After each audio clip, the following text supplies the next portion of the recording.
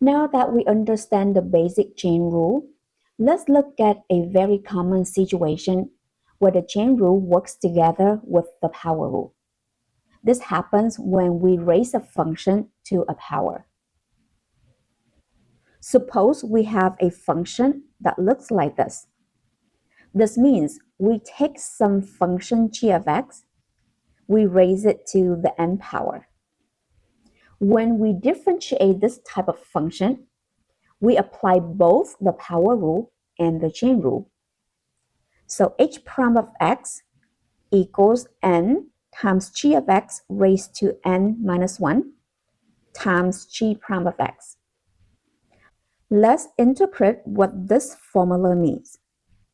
First, we apply the power rule. So we bring the exponent n down to the front. Then we reduce the exponent by 1. But because the base is a function, we must also multiply by the derivative of the inside function, which is g prime of x. So the idea is differentiate the outside power, then multiply by the derivative of the inside function. This is exactly the chain rule combined with the power rule. Now, let's try an example. We want to find the derivative of f of x equals 1 over square root of 5x to the third minus 11. Before we start differentiating, let's talk about two possible approaches. Option 1 is to keep the function written as a fraction and apply the quotient rule. You absolutely could do that. However, the quotient rule can make the derivative longer and more complicated than it needs to be. So in calculus, we often rewrite the expression first so that we can avoid using the quotient rule. Remember that a square root can be written as the power of 1/2. So we can rewrite the denominator as 5x to the third minus 11 raised to the 1/2.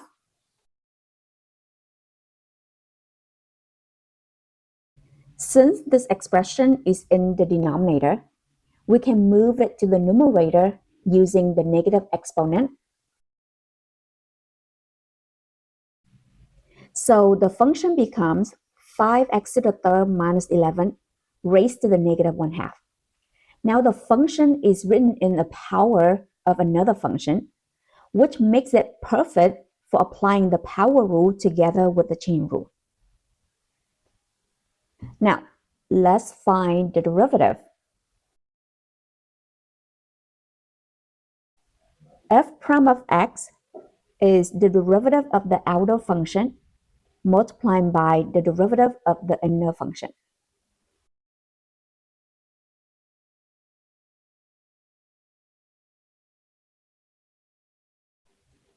Derivative of the outer function is the derivative of something to the negative 1/2.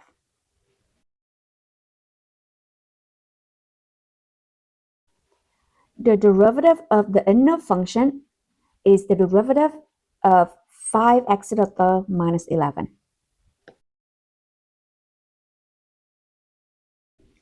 Since the outer function is the power function, so to differentiate the outer function, we use the power rule. We bring the negative 1/2 down as the coefficient, and the new exponent is negative 1/2 minus 1. To find the derivative of the inner function, we'll take the derivative of 5x to the third, which is 15x squared, minus the derivative of 11, which is 0. Negative 1/2 minus 1 is negative 3 over 2. Multiplying by 15x squared.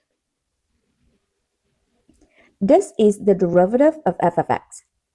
If a question only asks for the derivative, then it is perfectly fine to leave the answer in this form. However, sometimes a question will ask you to write your final answer without negative exponents and without fractional exponents.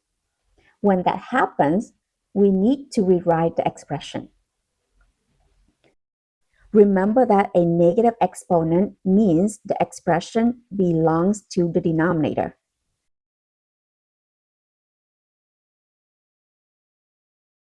For -1/2, -1 belongs to the numerator, 2 belongs to the denominator, 15x squared belongs to the numerator.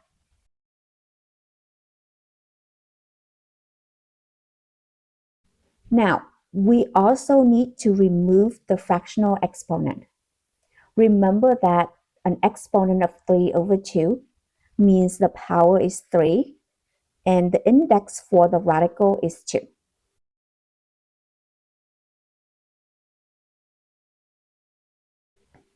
So we have -15x squared over 2 times square root of 5x to the third minus 11 to the third power.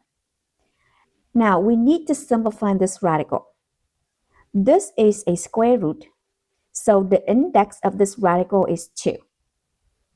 And the power of the expression is 3. Whenever the power of the expression is larger than the index of the radical, that means we can simplify further. So we rewrite this expression 5x to the third minus 11 to the third as 5x to the third minus 11 squared times 5x to the third minus 11.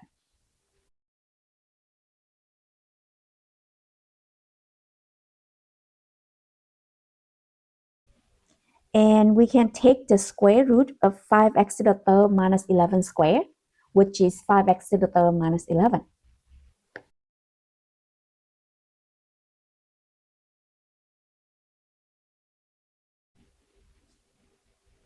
So this is another acceptable form for the derivative of f of x. Both of this form and this form represent the same derivative. The important thing is to follow the format requested in the problem.